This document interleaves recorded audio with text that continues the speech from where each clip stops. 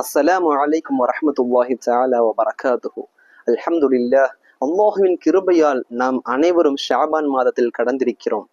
அல்லாஹுவின் தூதர் ஸல்லல்லாஹு அலைஹி வஸல்லம் இந்த மாதத்தை பற்றி கூறுகிறார்கள், வஷஅபானு ஷஹ்ரி, ஷஅபான் என்னுடைய மாதமாகும்.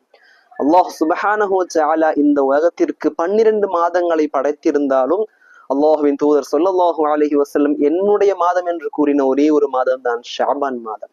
அதன் காரணம் என்னவாக இருக்கும்? மார்க்க அறிஞர்கள் கூறுகிறார்கள், இன்னல்லாஹ வ மலாயிகத்தஹு யுஸல்லூன அலன் நபி யா அய்யுஹல்லதீன ஆமனூ ஸல்லூ அலைஹி வ ஸல்லிமூ தஸ்லீமா. நிச்சயம் அல்லாஹுவும் அல்லாஹுவின் மலக்குகளும் நாயகத்தின் மீது ஸலவாத்து சொல்கிறார்கள். ஆகையால் நம்பிக்கை கொண்டவர்களே, நீங்களும் அல்லாஹ்வின் தூதர் ஸல்லல்லாஹு அலைஹி வஸல்லம் அவர்கள் மீது ஸலவாத்தும் சலாமும் கூறுங்கள்.